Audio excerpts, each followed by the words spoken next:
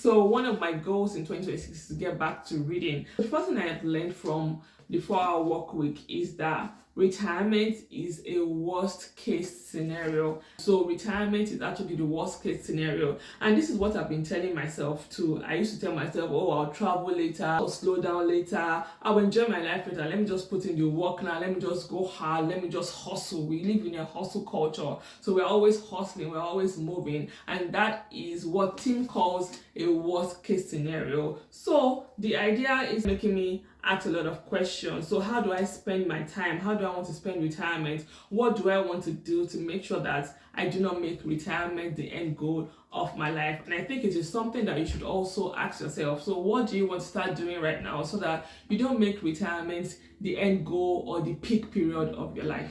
The next thing that I've picked from this book right here is the fact that many people will choose unhappiness over uncertainty all the time. So many people choose to stay in situations or environments that drain them, that make them unhappy, because they are uncertain about what the future will do, because they're uncertain about what the future would hold if they left that situation. So that's just what that means. So, and it just really continues in the book to say that many human beings or many people will continue to stay in routines that drain us. Number 3, the third lesson I learned from this book is that risks aren't as scary once you've actually taken them. And this is very true, because just if you're about to take a risk, and that is just our brain going into the worst case situations. Okay, what if this doesn't work? What if we fail? What if we're embarrassed? What if we are judged? And everything just comes up at the same time.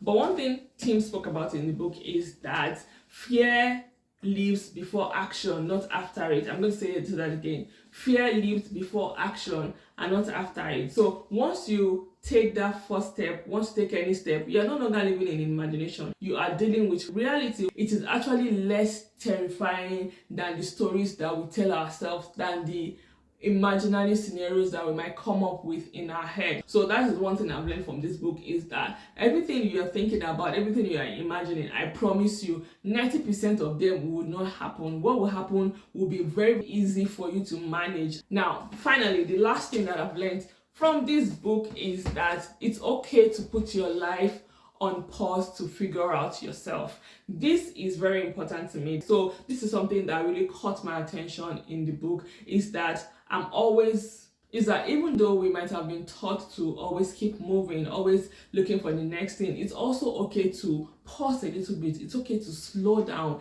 It's okay to slow down. It's okay to pause and and this lesson actually very resonates with me as a woman, because as a woman, as an immigrant, and as a mom, you're taught to always keep moving. I understand the pressure of having to always deliver, having to always be productive, having to always have something that you're doing, and always having to know the next thing planned up. It's almost like you should know what you're doing for the next year, the next 2 years. And if you don't know that, society looks at you like you are a failure. And there are actually seasons of my life that things actually slowed down. But what did I do in those seasons? I worried, I was afraid, because it didn't feel natural to me not to do anything. Sometimes the pause, and I want you to realize that sometimes the pause is not wasted time. Pause is needed for you to rest. It is needed for you to refocus. It is needed for you to rebrand, and you have to ask yourself questions about how you're going to move to the next stage of your life,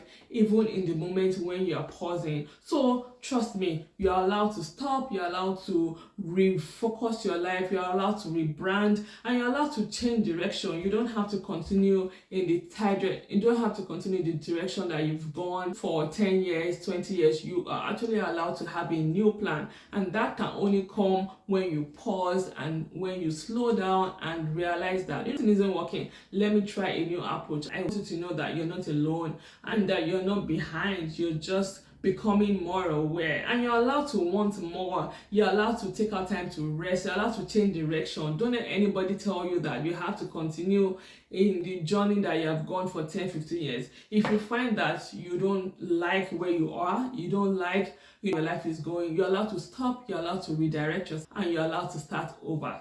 Thank you for watching my video. Make sure you subscribe and leave a comment and let me know if you read this book as well. I'll see you in my next video.